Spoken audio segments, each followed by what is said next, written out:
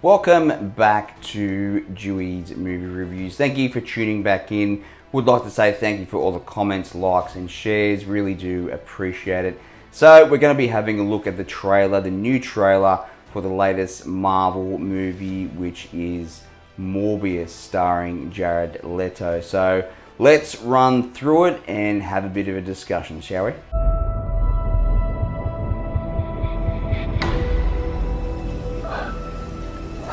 You need a doctor?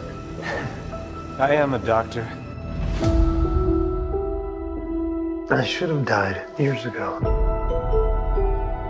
People all over the world have my disease.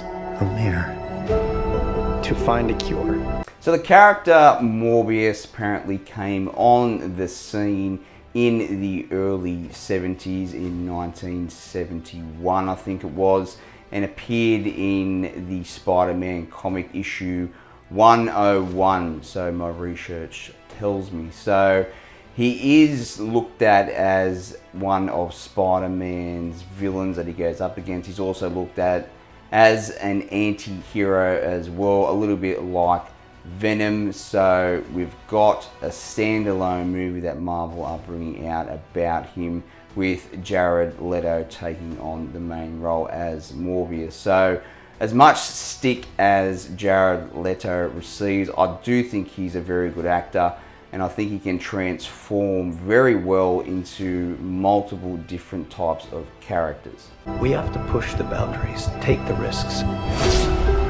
If you're gonna run, Do it now.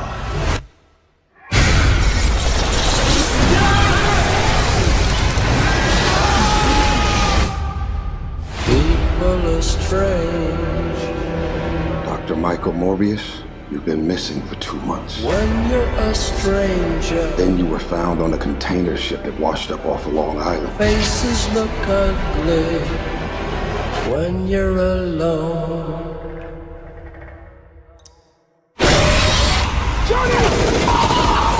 So we have Dr. Michael Morbius at the start of the trailer. He obviously has some form of lifelong disease. Looks very painful, very crippling as well.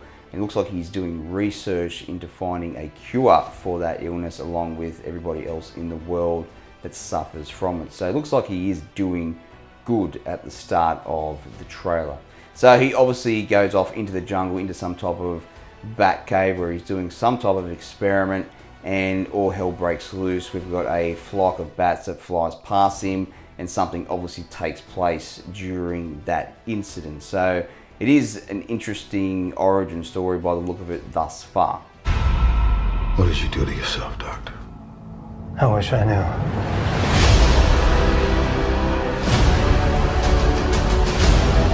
I went from dying to being more alive than ever. It worked. Not exactly. I have increased strength and speed, and some form of bat radar. What else can I do?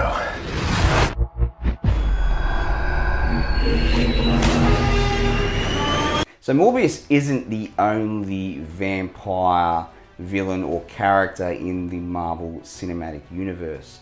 Some people, or most people these days that are a fan of the Marvel movies, may not remember the Wesley Snipes movie. I think it came out in 1998 called Blade, and then there was 2 other sequels thereafter. I remember seeing Blade for the first time in the late 90s, and it was an absolute game changer. Like the graphics in it, the violence in it as well, just the whole storyline of the first movie was incredible.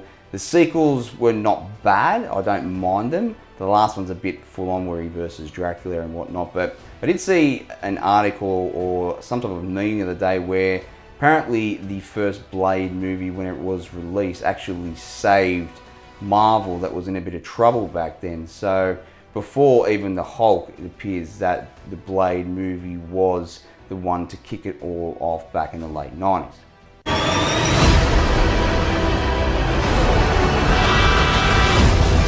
There are limits. There has to be. There's something inside of me who wants to hunt and consume blood. Michael. So after the incident, we've got Dr. Michael Morbius, who's gone missing for 2 months, then ends up in a container back on the American shores somewhere. And it looks like he's under investigation. People have obviously died on this expedition as well. We can see he's starting to feel out his powers with flight and bat sensory, if you will. And it looks like he has got some type of prison uniform on as well, so they must be keeping him incarcerated. Obviously looks like he breaks free and he really is testing out his limits and what he can and can't do with these new vampire abilities. So it does look like it's going to be a very decent film. A lot of the Marvel anti-heroes or villains are quite weak. Like the Venom movie itself, the original when it came out, I didn't see it at the cinemas, but I did catch it after on a streaming service. It was okay, it felt quite disposable. Tom Hardy's one of my favourite actors, he did as best as he could, but apparently the movie was going to be R-rated and they dropped that back to PG-13 or M here in Australia, so it could have been a lot better. And I heard that the new Venom movie has not done too well at all with the reviews. Can you control it? I don't know. Half the city wants to kill you. We haven't had anything this good since that thing in San Francisco. The other half wants to control you. Hey, Dr. Mike, you and I should stay in touch. I'd do anything to save a life. But I don't know what I'm capable of. You save lives, you don't take them. So a few things I do like about this particular trailer, a few Easter eggs that we can see throughout it. We've obviously got Michael Keaton meeting up with Morbius at some point, saying, hey, we should team up or give me a buzz. We've also got graffiti of Spider-Man on a alleyway wall as Morbius walks past it, so it's definitely within Spider-Man's universe. What I do like about the Spider-Man movies or the villains or what have you is that unlike a lot of other superhero movies, it is heavily based around science. So it is a little bit more believable in relation to movies such as like Thor, you know, Up in the Sky, Thunder Gods, all that type of jazz. So I've always lent towards the Spider-Man movies as some of my favorites in the Marvel Cinematic Universe. But I do like where the trailer is going compared to the last one that came out. This has got a bit more content in it and a bit more to chew on, so to speak. Are you here to heal the world? Or to destroy it?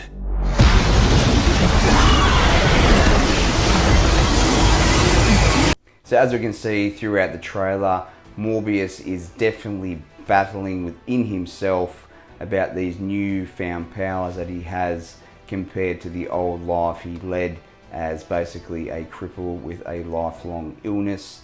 You can see throughout the film that he is battling with it, whether to do good or evil, so to speak, because on one hand he's a doctor trying to help people, the other hand he has a bloodlust that needs to be quenched, so to speak. So you can understand why he's classed as an anti-hero with that struggle within, a bit of a Jekyll and Hyde type battle within oneself. Somebody asked him, are you here to destroy the world or are you here to save it?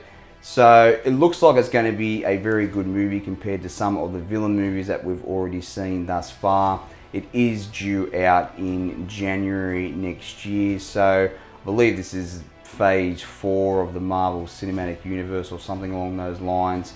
But I will be interested to see if this does actually cross over into the Tom Holland universe with Spider-Man No Way Home coming out soon as well. Hopefully it does eventually.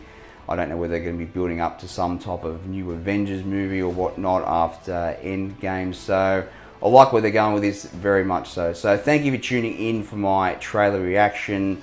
Check out the trailer. Let me know your thoughts on the comments below. And as always, stay tuned and thank you for all the support. Cheers.